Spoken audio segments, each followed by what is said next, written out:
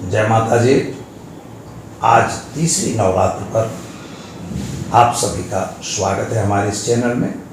मित्रों, चंद्र घंटा माता की पूजा आज की जाती है। आज तीसरा नवरात्र है। पहले हम माता चंद्र घंटा की स्तुति कर लेते हैं। या देवी सर्वभूतेषु माँ चंद्र घंटा रूपेण संस्थिता नमस्तस्यै नमस्तस्यै नमस्तस्यै नमो नमः। माँ चंद्र घंटा के चरणों में वंदन कर हम जानते हैं कि चंद्र घंटा माता है क्या। जैसे नव दुर्गाओं के 9 स्वरूप आए, पहला स्वरूप शैलपुत्री था, दूसरा स्वरूप उसका ब्रह्मचारिणी था, यानी पहले अज्ञानता थी, अज्ञानता के बाद धीरे धीरे उसमें ज्ञान का प्रकाश हुआ, यानी ब्रह्म ज्ञान की प्राप्ति हुई, तपस्या करने लग गई। तपस्या से तप से ही प्राप्त होता है। जब आप मेहनत करोगे तभी कुछ मिलेगा, तो वही तप उन्होंने किया और उसके बाद क्या प्राप्त होता है यह देखना है। तो यह जो चंद्र घंटा माता है उसका वाहन सिंह है मित्रों, और सिंह के ऊपर असवार है, 10 हाथ वाली यह माता है। चंद्र घंटा, घंटे के स्वरूप में चंद्रमा उसके मस्तक पर विराजमान है, ऐसा दिखेगा आपको। यह जब हम योग शास्त्र में जब जाते हैं तभी इनका नॉलेज होता है कि वास्तव में क्या है।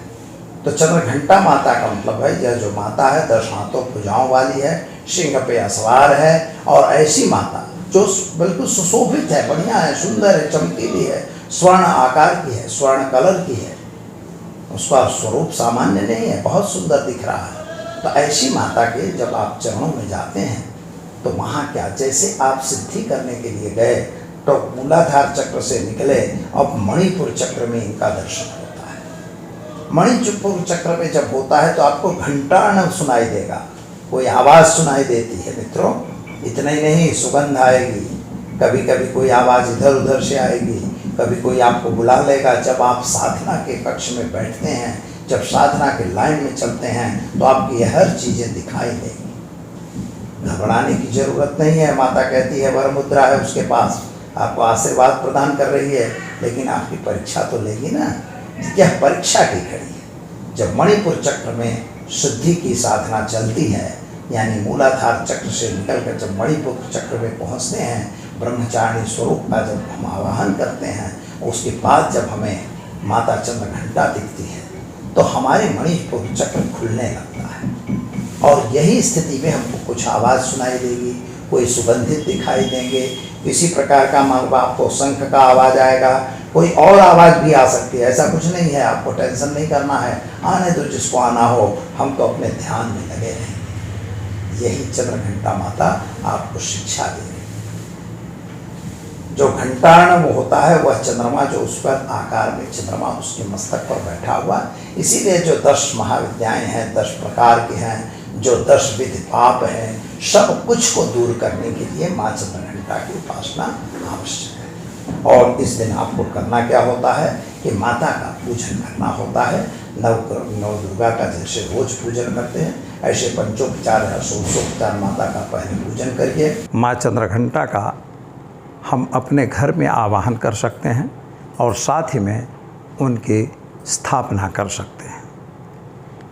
मित्रों, एक बात याद रखिएगा कि जब माता का प्रादुर्भाव होता है तो इसके लिए आप चारों तरफ का एक घंटार्णव जो होता है, तो जब सिद्धि की एक पराकाष्ठा पहुंचती है तो सिद्धि की पराकाष्ठा की प्राप्ति तभी होती है जब हम मातमय हो जाते हैं, जब माता के अंदर हम अपने आप को निहित कर लेते हैं।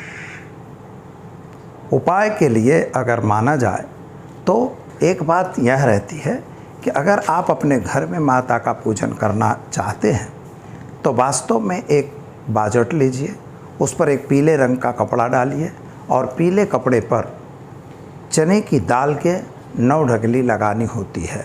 उस पर एक सुपारी, एक सिक्का लगाना है, पीले पुष्पों से उसका पूजन करना है, पीले चंदन से वहाँ तिलक भी लगाना है। एक फल आपको रखना है और पीली मिठाई का भोग लगाना चाहिए। छोहारे जो होते हैं वे भी आप 9 जगह रख सकते हैं। इस तरह से उनका पूजन करिए। मंत्र के रूप में ओम ऐं ह्रीं क्लीं चंद्र घंटाय नमः, यह मंत्र का प्रयोग खास तौर पर कर सकते हैं। इसकी एक माला करनी चाहिए। दूसरा नंबर का मंत्र है नमो देवी महादेवी महाघोर पराक्रमी महाभय विनाशिनी चंद्रघंटा नमोस्तुते। इस मंत्र का भी आप प्रयोग कर सकते हैं। आपकी जो भी अभिष्ट इच्छाएँ होंगी वे सारी इच्छाएं माता चंद्रघंटा अवश्य परिपूर्ण करेगी।